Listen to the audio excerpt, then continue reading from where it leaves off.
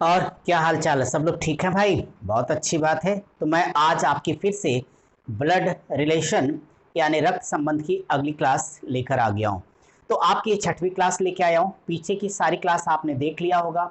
अब तक पूरे 5 क्लास में आपको ब्लड रिलेशन पर दे चुका हूँ। एक एक सवाल ने बहुत आराम आराम समझाया है ताकि आप रिश्तों को अच्छी तरीके से जोड़ पाएँ, समझ पाएँ, लगा पाएँ, परीक्षा में पास हो जाएँ। यही मेरी शुभकामना आपके लिए है।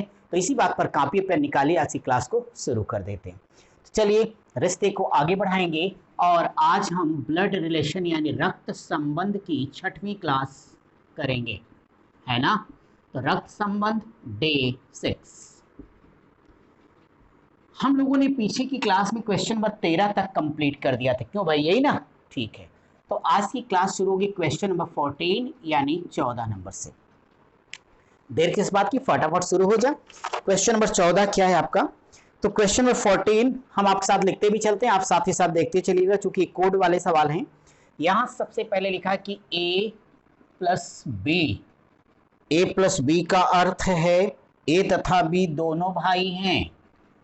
ए तथा बी दोनों भाई हैं।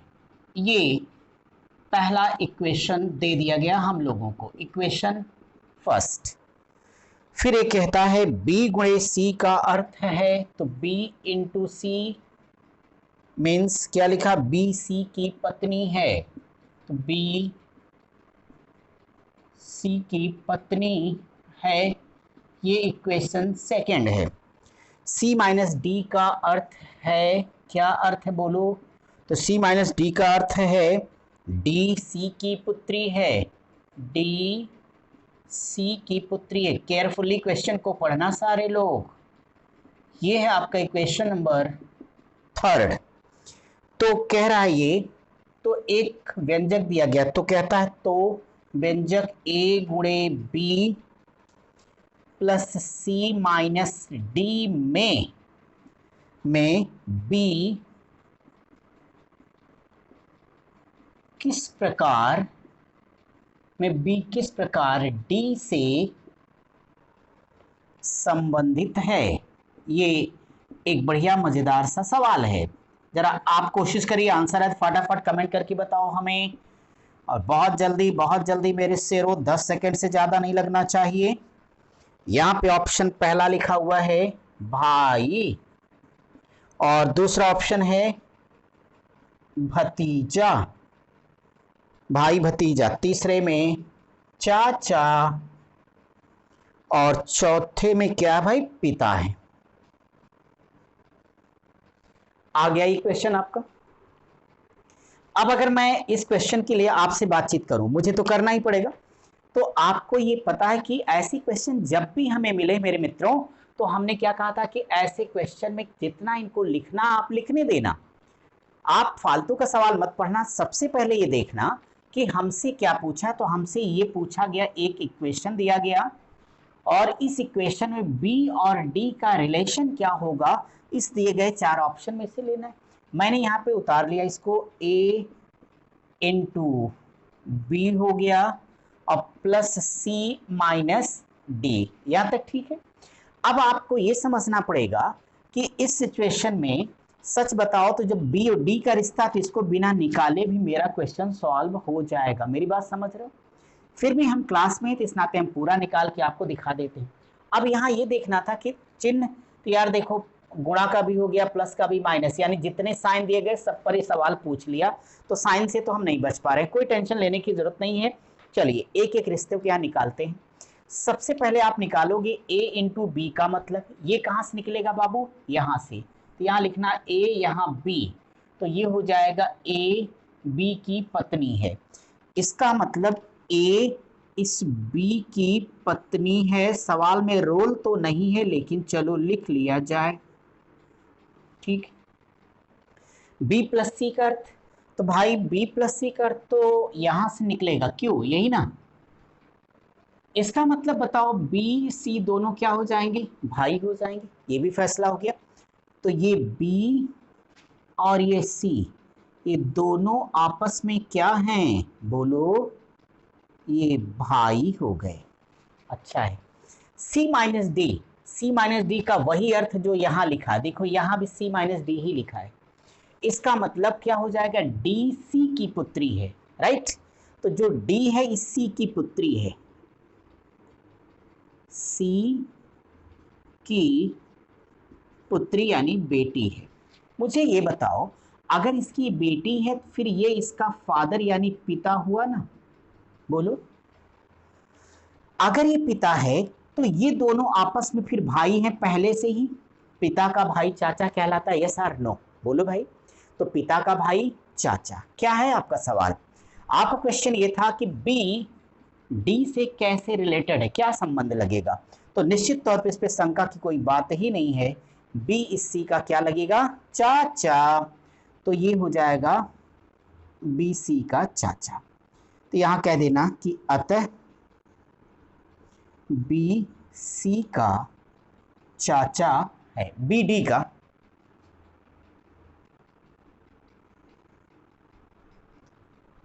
तो बी हो जाएगा डी का चाचा, बी डी का चाचा है और यही आपका करेक्ट आंसर। कोई कंफ्यूजन तो नहीं किसी प्रकार का? एक बार फिर से देख लो कि ए गुणे बी का मतलब ए बी की पत्नी है, बी प्लस सी का मतलब दोनों भाई हैं, सी माइनस डी का मतलब कि सी डी की, और यहाँ क्या लिखा था, डी सी की पुत्री है, तो डी सी की पुत्री हो गई, तो ये इसका पिता हो जाएगा, पिता का भाई चाचा लगता है, इस नाते जो बी होगा इस डी का चाचा लगेगा और वह उसकी भतीजी लगेगी। फिलहाल प्रश्न में ये था कि बी किस प्रकार डी से संबंधित है, तो इस नाते ये आपका हो जाएगा चाचा, और चाचा ही अपने आंसर है। क्या आपके समझ में आ गया? सॉल्व भी कर लिया आपने। चलो अगले सवाल पे बढ़ते हैं हम लोग। क्वेश्चन नंबर नेक्स्ट, तैयार है सब लोग? बहुत अच्छे, वेरी गुड। ठीक है, समझ में आ गया तो जरा कमेंट करके हमें बताते भी रहना, और भाई जरा वीडियो को फटाफट शेयर भी कर दीजिए, लाइक भी करिए, और कमेंट करना तो बिल्कुल ना भूलें। रिलेशन है, आगे बढ़ना होगा। अब हम अपनी क्लास का क्वेश्चन नंबर 15 करने जा रहे हैं, 15वां सवाल। 15 नंबर का सवाल क्या है, देखो जरा। क्वेश्चन 15 यहां पे लिखा है P प्लस क्यू का अर्थ क्या भाई? तो P प्लस क्यू का अर्थ है P क्यू का भाई है, P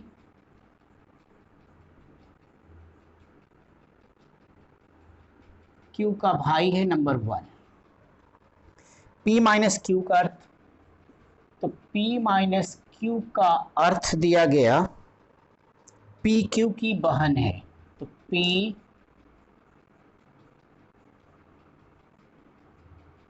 क्यू की बहन है, नंबर 2। P गुणे क्यू, नेक्स्ट लिखा गया P गुणे क्यू का अर्थ P क्यू की मां है, P क्यू की मां है, इक्वेशन नंबर 3। P भागे Q, तो P भागे Q का अर्थ क्या है? P Q का पिता है, P Q का पिता है। नंबर 4 लिखता है तो आर यस की बुआ है, सवाल सही से सुनना, तो आर यस की बुआ है, निम्नलिखित में से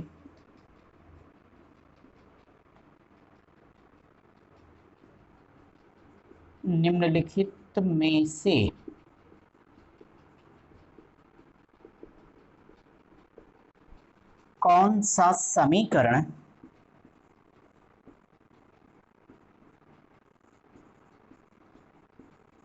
इसे निरूपित करता है? ये रहा आपका प्यारा सा प्रश्न, जरा आप मेरे साथ इसे समझ सकते हो। अब इसका ऑप्शन लिखना भाई जरूरी, चलो हम इसका ऑप्शन लिख देते हैं, फिर आपको क्वेश्चन को डिस्कस करेंगे। यहां पे पहला ऑप्शन है आर माइनस एम भागे एस, दूसरा लिखिएगा R plus M minus S, तीसरा है आर भागे एम भागे एस, चौथे में है आर प्लस एम प्लस के और भागे यस, यानी बस। ये रहा आपका क्वेश्चन। अब देखो, अगर इस तरह के किसी भी क्वेश्चन को आपको सॉल्व करना हो तो पिछले इस सवाल का अंतर मुझे बताओ। पिछली बार देखो, ध्यान से देखो भाई, पिछली बार जो ऑप्शन में लिख के दिया गया था, विकल्प में लिखा था, पिछली बार जो विकल्प लिखा था वह इस बार क्वेश्चन है। अब पिछली बार जो क्वेश्चन में था इस बार वो विकल्प हो गया, जस्ट ये उसी का उल्टा हो गया। तो आप यहाँ पे गौर करें कि जब ऐसा सवाल आएगा तो हमारे लगाने का कोई तरीका नहीं बदलेगा, लेकिन ये आसान होके भी टफ हो गया। क्यों टफ हो गया? क्योंकि पिछले में हम डायरेक्ट रिलेशन निकाल ले रहे थे और वो मेरा उत्तर हो जा रहा था, लेकिन इसमें मैं ऐसा नहीं कर पाऊंगा। क्यों नहीं कर पाऊंगा? क्योंकि इसमें सबसे पहले मुझे रिलेशन के हिसाब से एक एक ऑप्शन को सेट करना होगा। पहला निकल गया तो वाह, चौथा निकल गया तो चौपट। अब कैसे लगाना है देखिए, समझिए, आंसर आ जाएगा। अब मैं यहां से पहला ऑप्शन लेता हूं, विकल्प बी, ए ले लेता हूं पहला ऑप्शन, ऑप्शन ए। अगर हम पहला ऑप्शन लें तो यहां लिखा आर माइनस यम भागे यस। भाई मेरी बुआ कौन होगी? अगर पूछता आर यस की बुआ है तो आप ही बताइए ना, आपकी बुआ कौन है? आपके पिता की बहन है। अगर आपके पिता की बहन आपकी बुआ है तो इसका मतलब है कि इस क्वेश्चन में, इस इक्वेशन में आप, आपके पिता और आपकी बुआ तीनों लोगों का होना जरूरी है। अब ये हम कैसे जानेंगे? ऊपर इतना सारा नौटंकी इन्होंने किया है, वहीं से थोड़ी टंकी हम लोग भी कर लेते हैं। तो देखो ना, इसमें माइनस और भाग का साइन लगा, हमने किसी विकल्प नहीं काटा। अगर ये उत्तर निकल गया तो ठीक, ना निकला तो अगला चेक करूंगा। अब देखो आर माइनस यम निकला, तो यहां पे मैं लिख देता हूं आर, यहां यम, तो इसका मतलब होगा आर यम की क्या होगी? बहन होगी। तो अगर आर यम की बहन है तो नो प्रॉब्लम, आर हो गया यम की बहन। यम भागे यस का मतलब चलो निकाला जाए, कहाँ है ये? यम हो जाएगा ये यस, तो यम हो जाएगा यस का पिता, तो यानी ये हो जाएगा यम हो गया यस का पिता। सोचो, ये मैं हूं, मेरे पिता की बहन क्या लगेगी? बोलो, बुआ लगेगी। यही हमारा करेक्ट आंसर है। तो कह सकते हैं आप, अतः आर यस की बुआ है। ये क्लियर हो गया कौन से समीकरण से? पहले वाले से। सो आपका करेक्ट आंसर विकल्प ए हो जाएगा। यही आपके क्वेश्चन का आंसर है। कोई डाउट तो नहीं किसी को? मान लीजिए आंसर ना निकला होता तो हम बी को चेक करते, ना आता तो सी को, ना आता तो चेक ही नहीं करते, चौथा आंसर मार देते, है ना। अभी आप सीख रहे हैं, जब हम प्रैक्टिस क्वेश्चन देंगे तो सारी बातें आपको अच्छे से क्लियर हो जाएंगी। इसमें कोई डाउट है? ये सवाल बहुत ही मजेदार होते हैं, इस नाते इस पर ज़्यादा से ज़्यादा प्रैक्टिस करना।